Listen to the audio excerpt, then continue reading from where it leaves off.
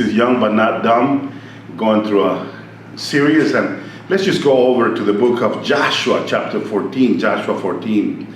And we will go to verse 10. And now, behold, the Lord has kept me alive, as he said, these 45 years, even since the Lord spake this word unto Moses while the children of Israel wander in the wilderness. Now, lo, I am this day 85 years old. It means 85. As I am as strong this day as I was the day that Moses sent me. As my strength was then, even so is my strength now for war, for both to go out and to come in. These are words of Caleb. Caleb. You know, the word Caleb means dog. Some translators say it is a faithful dog. And no one personifies the faithfulness of a dog more than Caleb in the Bible. No wonder they call him dog.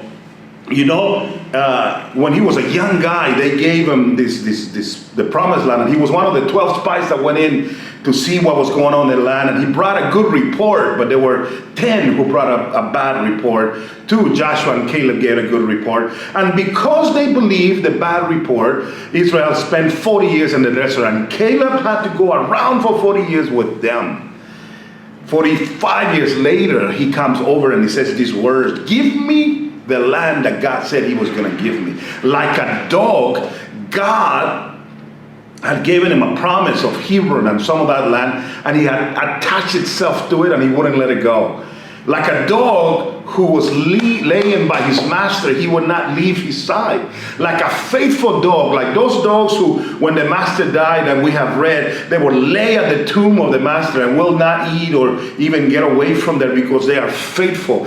Being faithful is one of the gifts of a dog, and Caleb is a personification of a faithful dog. 45 years later, after now he was 85, he goes in and conquers the land that for 45 years had been promised to him.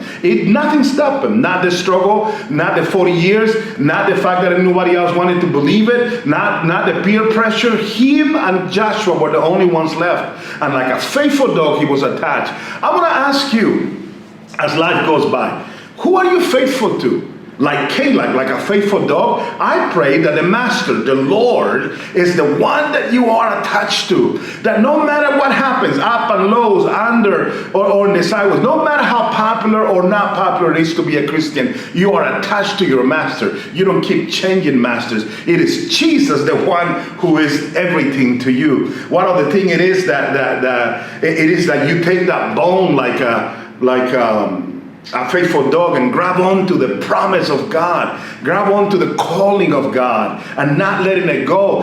I mean, time went by and struggles happened and all that generation died, and Caleb, the faithful dog, was still attached to the calling and what God had given him. And God gave him what he had asked. I'm asking you to be faithful. I'm telling you, be like that dog, like Caleb, who was so faithful.